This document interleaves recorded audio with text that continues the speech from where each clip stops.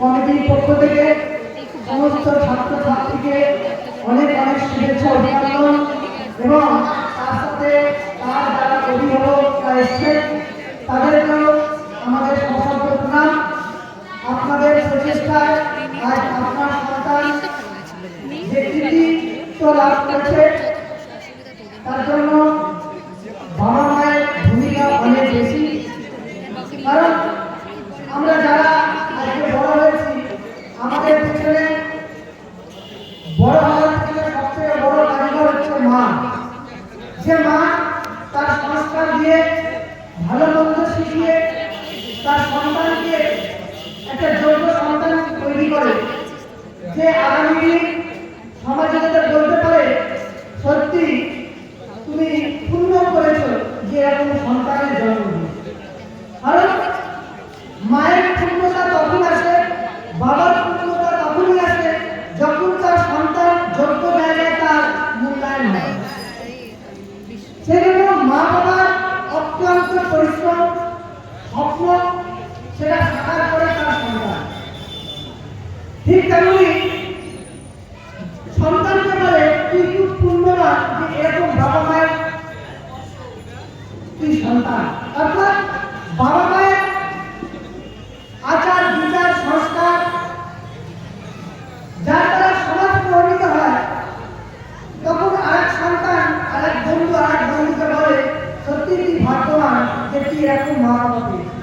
অর্থাৎ আমরা আমাদের চাল চলন চরিত্র কাজ আচার বিচার তার মধ্যে দিয়ে সমাজ মূল্যায়ন করে আমরা আমাদের এই জীবনকে কতটা পূর্ণতা লাভ করি। সেজন্য ডাক্তার, ইঞ্জিনিয়ার, উকিল, ব্যারিস্টার আমাদের সমাজে অভাব নেই, আছে।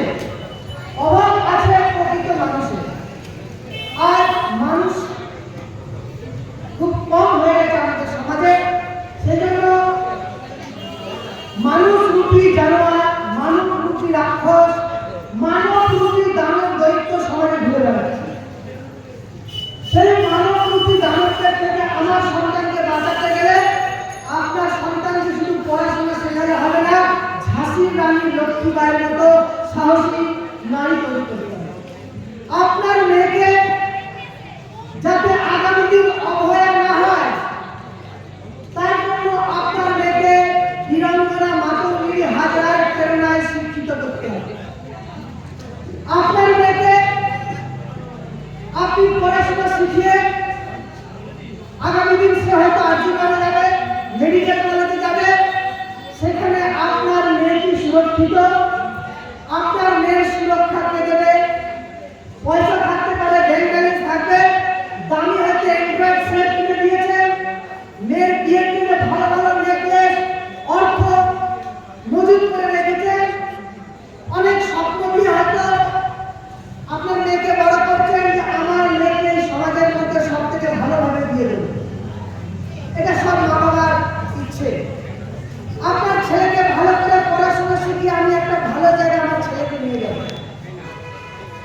কিন্তু আপনার ভালোকে নষ্ট করার জন্য সমাজে একটা নেগেটিভ এনার্জি, যারা আমার সমাজকে ক্ষতি করার জন্য তারা পাড়ায় পাড়ায় মহল্লায় বৃদ্ধি পাচ্ছে।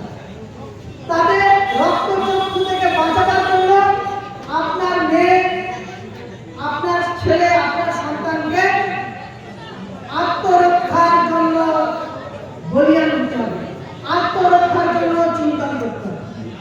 আমরা ছেলেরা আমরা সারাদিন কাজে বাইরে চলে যাই, বাড়িতে আপনারা মাতৃশক্তি মহিলারা বাড়িতে থাকেন। আপনার বাড়িতে যদি এরকম কোনো দৈত্য দানব এসে আক্রমণ করে, আপনার বাড়ির পুরুষ যারা আছে তারা অফিস ছেড়ে আপনাকে বাঁচাতে আসবে না, দোকান বন্ধ করে আপনাকে বাঁচাতে আসবে না। তাহলে আপনাকে বাঁচাবে কে? আপনাকে বাঁচাতে হবে আপনাকে। নারী কোনো দুর্বল পদার্থ নয়, নারী শুধু ভোগ্য বস্তু নয়।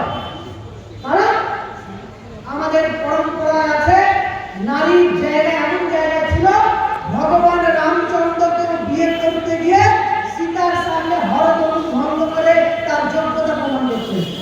এটা ভারতবর্ষের পঞ্চপাণ্ডব